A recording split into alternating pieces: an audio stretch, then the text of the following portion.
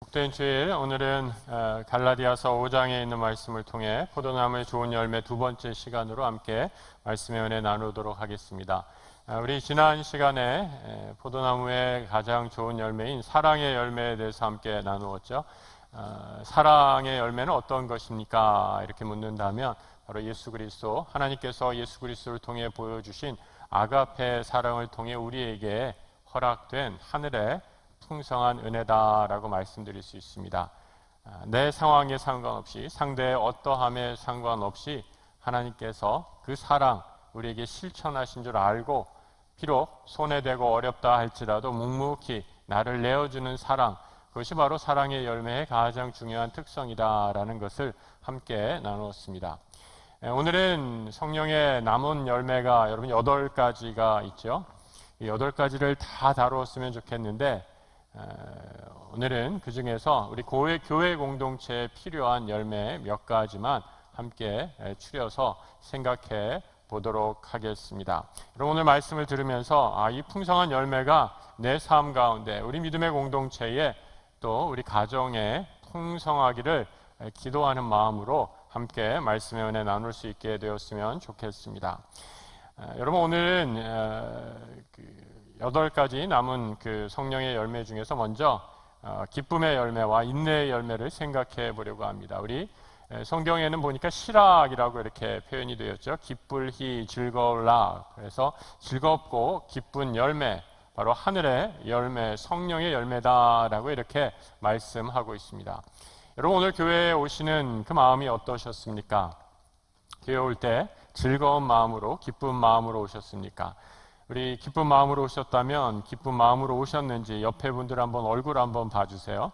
얼굴이 어떠신가? 구겨진 얼굴, 우거지상이 아닌가? 정말 환하고 기쁜 얼굴인가? 여러분, 교회에 올 때마다 기쁘고 환한 얼굴로 온다면 얼마나 좋겠습니까? 요즘에 우리가 정말 웃을 일 없는 세상에서, 정말 살만 나지 않는 세상에서 살고 있잖아요. 그런데 교회에 한 주에 한 번이라도 발걸음하는 그 순간만이라도 기쁘고 감사한 시간이 되면 얼마나 좋을까. 그럼 독일의 한 학자가 연구를 했어요.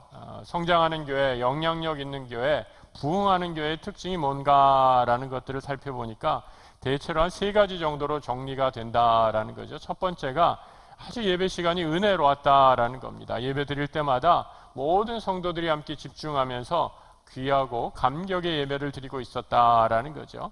두 번째로는 이 말씀이, 강단에서의 말씀이 살아있는 은혜의 말씀이었다라고 이렇게 얘기합니다.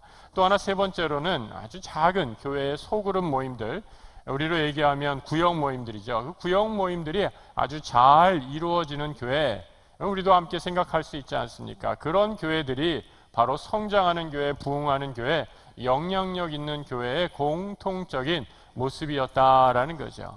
그런데 한 가지 흥미로운 것은 그 교회, 부흥하고 성장하고 영향력 있는 교회 성도들한테 쭉 설문조사를 하면서 내가 그 교회에 다니면서 변한 것이 무엇입니까? 이렇게 물었더니 많은 사람들, 그 중에 70%가, 성장하는 교회의 성도들의 70%가 이런 답을 했다라는 거예요.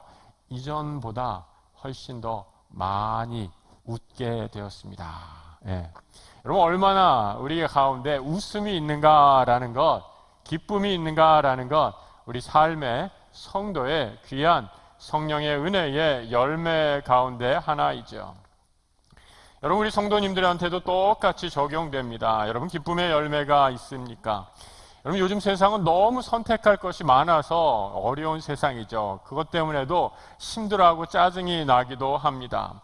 예전에는 삶의 선택이 아주 단순했어요. 그래서 남들이 하는 대로 대충 따라하면 큰 어려움 없이 살아갔습니다. 그런데 요즘 세상에는 얼마나 넓은 선택의 폭이 있는지, 이것을 해야 할지 저것을 해야 할지 늘 고민하며 살아갑니다. 그래서 우리 현대인들에게 있는 정서적인 결핍, 어려움 중에 하나가 바로 결정장애라는 거예요. 너무 선택지가 많다 보니까 이렇게 사는 것이 좋을지 저렇게 사는 것이 좋을지 어느 길로 가야 할지 몰라서 늘 결정을 하지 못해서 이리저리 오락가락 한다라는 거죠. 여러분, 우리 지난주에 우리 임직자 1차 선거가 있었습니다. 잘 은혜 가운데 마무리되고 어제 우리 늦게까지 선거위원들과 함께 개표 작업을 했습니다. 감사한 것은 우리 안수 집사님들 중에 세 분이 우리 당에서 피택자가 나왔고요. 안수 장로님들, 권사님들 중에서 아직 피탁자가 나오지 않았습니다. 오늘 2차 선거를 통해서 많은 분들이 당첨이 아니죠. 피택될 수 있기를 기도해 주시기 바랍니다. 여러분, 우리 선거를 하게 되면서 또 여러 가지 또 기도하면서 지난주에 많은 분들이 그런 말씀 하시더라고요. 목사님, 너무 선택할 분들이 많다 보니까 누구를 뽑아야 될지 모르겠어요 라고 이렇게 얘기를 하십니다. 그래서 여러분, 오늘 2차 선거 때는 그런 어려움들이 훨씬 줄어들게 될 것입니다.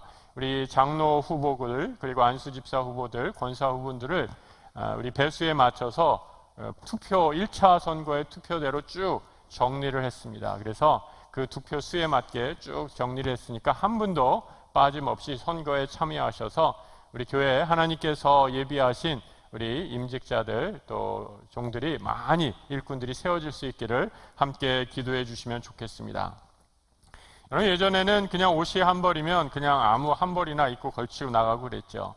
동네 식당도 뭐 그냥 국밥 한 그릇, 국밥집 동네 하나 있으면 잘하는 것이었죠.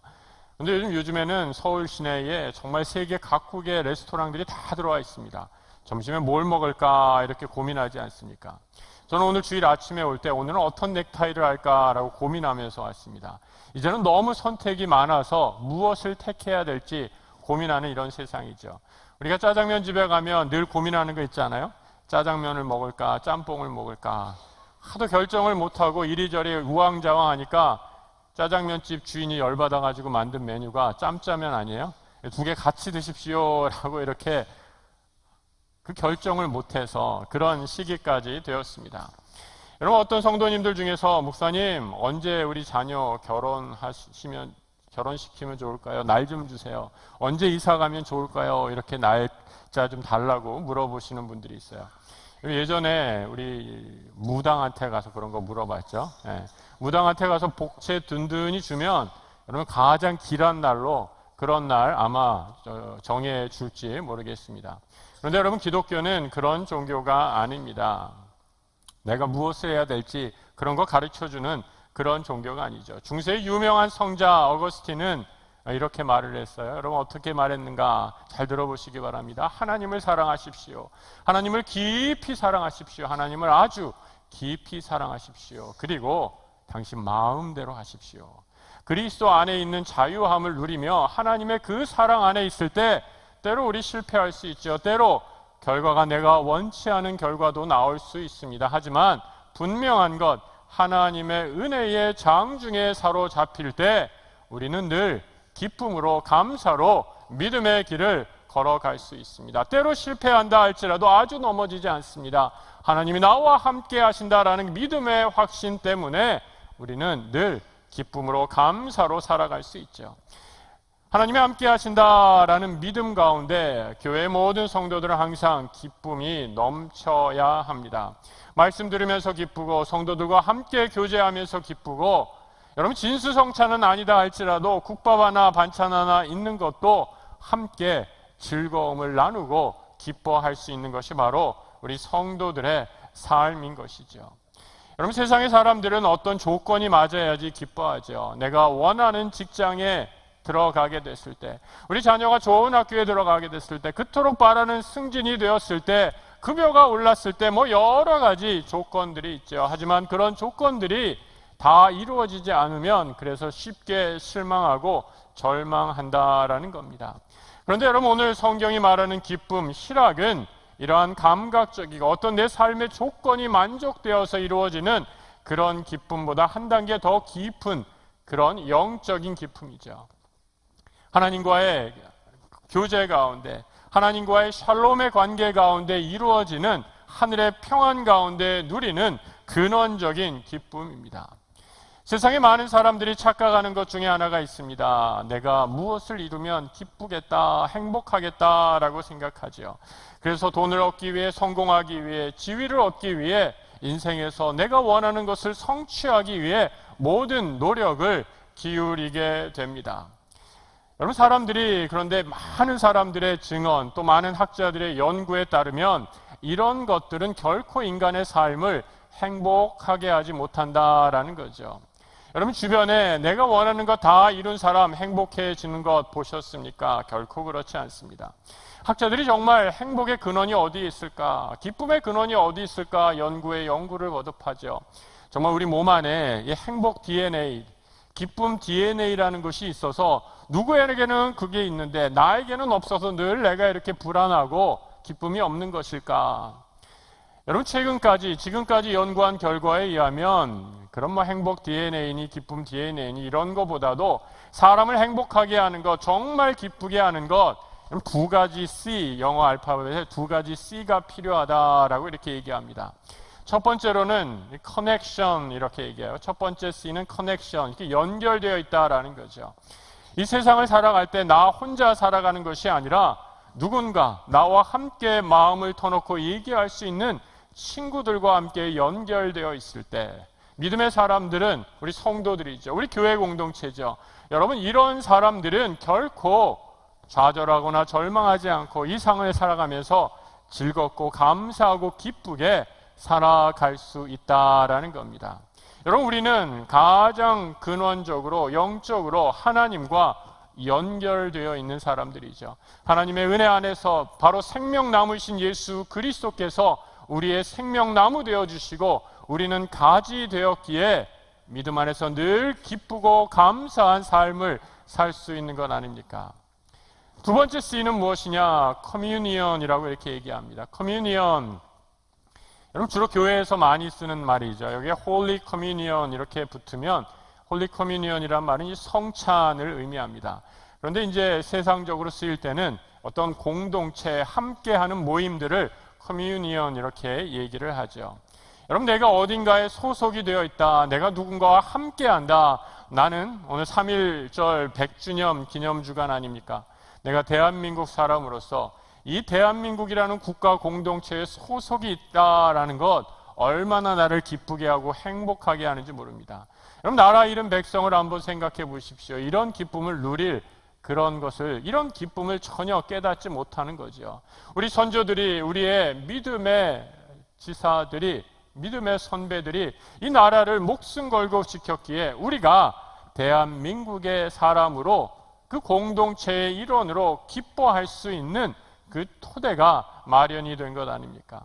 여러분 국가 공동체라는 것을 시작해서 작게는 우리 교회 공동체 또 우리 가정, 내가 어딘가에 누구와 함께하고 있다라는 것, 그것이 얼마나 우리를 행복하고 기쁘게 하는지 모릅니다.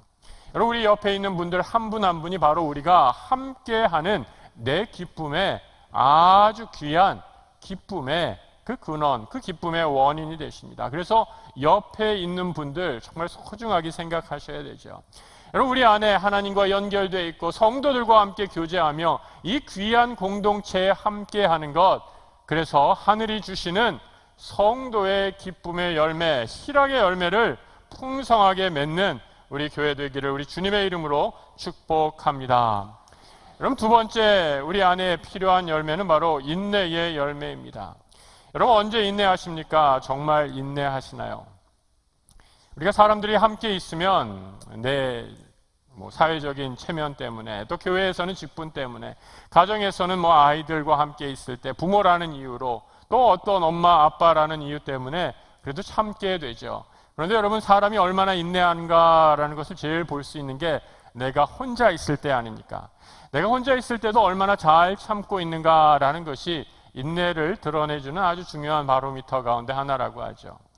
제가 들은 얘기입니다. 어느 큰 교회 목사님이 교회를 출근하는 길이셨어요. 운전을 기분 좋게 하고 있는데 어떤 차가 아주 무리하게 끼어들기를 하면서 아주 난폭하게 운전을 한 거예요. 얼마나 깜짝 놀랐는지 순간적으로 화가 치밀어 올랐어요. 아니 이렇게 운전을 이렇게 하는 사람이 어디 있냐고 차 속에서 혼자 있으니까 막 그냥 욕을 했죠. 이런 XX 같은 이러면서 막 욕을 한 거예요. 근데 차를 운전하면 점점 갈수록 불안해지는 거예요. 그 앞차, 내가 쇠치기를 한 그 차가 내 앞에 끼어든 그 차, 저런 무례한 인간이 점점 나와 같은 목적지를 향해 가고 있다라는 불길한 느낌이 드는 거예요. 아니나 다를까 교회 주차장으로 쏙 같이 들어가더라라는 겁니다. 너무나 큰 교회여서 알지를 못했는데 그 교회 교인이었다라는 거죠. 그날 목사님 담임 목사님 주차 그 공간에 차를 대지 못하고 다른 데다가 차를 대고 사무실로 올라가셨다라는 거예요. 여러분 얼마나 부끄러운 말입니까? 한 번만 참았으면 됐는데 참지 못하고 화를 내서 이런 부끄러운 일을 당하게 되었다라는 거죠. 우리가 화를 안 내고는 살 수 없지만 화를 참으면 그것이 나에게 큰 복이 되고 귀한 성령의 열매가 된다라는 거죠. 여러분 성경이 말하는 인내, 단지 열받고 화날 때 그냥 어금니 꽉 깨물고 그냥 억지로 참는 그런 수준을 의미하는 것이 결코 아닙니다. 내가 인내하는 이유, 바로 그 근본적인 이유는 하나님께서 우리의 삶의 모든 것을 주관하신다라는 그 믿음으로 우리는 인내할 수 있는 것이죠. 지금 현실의 상황, 내가 원하는 결과가 도무지 거리에서 멀다 할지라도 지금 이 현실의 상황과 결과가 내가 원하는 것과 아무리 다르다 할지라도 하나님이 내 삶을 다스리고 계십니다. 하나님이 내 삶의 모든 구석구석에 주인이 되십니다라는 그 믿음을 우리가 지니고 있을 때 우리는 인내함으로 믿음의 길을 걸어갈 수 있습니다. 여러분 우리가 서로 성도들 간에 연결되어 있다라고 아까 얘기해 드렸죠. 그리고 이 연결되는 것이 우리를 희락으로 기쁨으로 인도한다라고 이렇게 말씀드렸죠. 성도들 간에도 여러분 인내가 얼마나 필요합니까? 목사님 우리 교회에 왔는데 제가 얼마나 많은 상처받았는지 몰라요. 그럴 수 있죠. 사람들과의 모여 살다 보면 때로는 원치 않은 상처를 받고 정말 교회 공동체 가운데 교역자에게 또 함께 믿음의 생활을 하는 사람들에게 여러 리더들에게 오히려 은혜를 받아야 되는데 상처를 받고 교회 생활을 아주 소극적으로 하는 분들, 또 어떤 분들 가운데 이제 교회 안 다니고 인터넷으로만 예배드리겠다라는 분들도 종종 보게 됩니다. 여러분 가슴 아프고 안타까운 일이지만 여러분 이런 삶의 환경들 가운데서도 또 그런 상처가 있으시다 할지라도 인내의 열매, 성령의 열매를 맺게 되면 우리가 그런 모든 아픔도 이겨낼 수 있는 줄 믿습니다. 하나님의 은혜로 이 인내의 열매가 풍성한 우리 성도들 되시기를 축복합니다. 그럼 마지막으로 한 가지 열매만 더 말씀드리고자 합니다. 바로 절제의 열매이죠. 우리 믿음의 공동체를 살아갈 때, 신앙의 길을 걸어갈 때 절제만큼 필요한 것이 없습니다. 우리는 육신을 입고 있는 존재라 늘 욕심 가운데 휩싸이게 되죠. 그래서 이 욕심을 잘 절제하지 않으면 이 욕심이 탐욕으로 변하게 되고 이 탐욕은 결국 우리를 삼켜버리는 죄의 씨앗이 됩니다. 성경에 많은 사람들이 절제하지 못해 믿음의 길을 걸어가다가 실족한 사람이 있죠. 여러분 야곱과에서 창세기에 나오는 대표적인 형제 아닙니까? 그런데 에서가 절제하지 못했습니다. 눈앞에 있는 팥죽 한 그릇을 보면서 배고픔을 견디지 못해 자신의 허기를 채우고자 자신에게 주어진 모든 축복을 다 팔아 넘기게 되죠. 여러분 삼손은 어떠한 사람입니까? 하나님의 기름 부음을 받고 거룩한 구약의 사사로 하나님의 일꾼으로 부름 받았지만 자신의 욕망을 절제하지 못해서 파멸의 길로 걸어갔던 안타까운 구약의 인물이죠. 신약 성경의 대표적으로 예수님의 제자 가룟 유다, 출세에 대한 욕망으로 세상에 인정받고 싶은 욕망으로 예수를 은 30에 팔아 넘겨서 결국은 멸망의 길로 걸어가지 않았습니까? 여러분 절제하는 것 그래서 얼마나 중요한지 모릅니다. 성경은 절제함을 통해 우리의 믿음이 정금과 같이 변하게 된다라고 이렇게 얘기하죠. 여러분 성경에서 우리의 믿음을 금으로 비유하는 구절들을 많이 찾을 수 있습니다. 그런데 이 금에 여러 종류가 있지 않습니까? 이 금의 중요한 것, 이 금이 얼마나 순도가 높은가라는 거죠. 그래서 24K 금은 순도가 99.9%에서 보증서까지 이렇게 주지 않습니까? 우리 믿음도 마찬가지다라는 거죠. 우리의 믿음이 어떻게 더 순결해지고 순도가 높아지는가? 바로 영적인 열매인 절제를 통해서 우리의 믿음의 순도가 더 높아진다라는 거죠. 여러분 요한계시록 21장을 보면 하나님께서 성도들을 위한 하나님의 도성으로 우리를 인도하신다라고 말씀합니다. 영광스러운 하나님 나라의 도성이 어떤가? 우리가 천국에서 거할 하나님 나라의 도성이 어떤가? 이렇게 말씀해 주고 있어요. 그 성곽은 벽옥으로 쌓였고 그 성은 정금인데 맑은 유리 같더라. 여러분, 금인데 아주 정금, 순금입니다. 순도 100%의 금입니다. 그런데 이 천국의 금은 이 세상에서 볼 수 없는 정말로 정금과 같은 맑은 유리와 같은 그런 투명한 금이었다라는 거죠. 세상에서 볼 수 없는 정말로 신비한 그런 금입니다. 왜 천국의 금은 맑은 금, 투명 유리와 같은 그런 금을 사용했을까? 계시록 21장 11절에 그 답이 있어요. 이렇게 되어 있습니다. 하나님의 영광이 있어 그 성의 빛이 지극히 귀한 보석 같고 백옥과 수정같이 맑더라. 믿음의 절제의 열매를 통해 우리의 믿음이 점점 더 정결케 되었을 때, 그래서 마침내 하나님 나라의 도성에 이르게 되었을 때 우리가 거할 하나님 나라의 도성은 마치 하나님의 영광만이 밝히 드러나는 하나님의 영광의 그 보석처럼 빛나게 된다라는 거죠.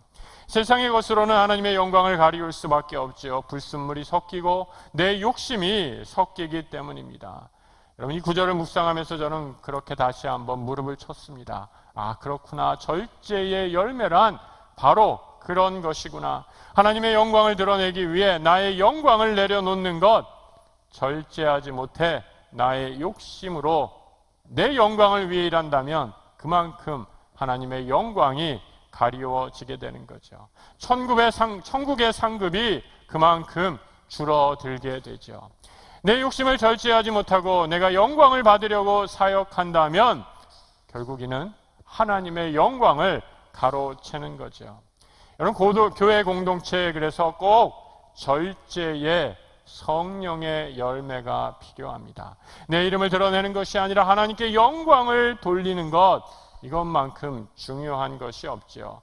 내가 내 이름이 드러나려고 한다면 교회 공동체는 큰 시험에 빠질 수밖에 없습니다. 사랑하는 성도 여러분, 오늘 우리 안에 성령의 우리 공동체를 위한 풍성한 열매가 맺혀지기를 우리 주님의 이름으로 축복합니다. 가장 먼저 기쁨의 희락의 공동체가 되어서 교회를 생각할 때마다 기쁘고 감사하고 교회를 찾아오는 이 발걸음이 더 신나고 즐거운 그런 우리 모든 성도들 되었으면 좋겠습니다. 서로 인내하고 절제함으로 내 영광을 드러내는 것이 아니라 우리의 믿음의 순도가 더 높아져서 우리 공동체를 통해 이 땅에 하나님의 영광이 밝히 드러나는 거룩한 공동체 되기를 우리 주님의 이름으로 축복합니다.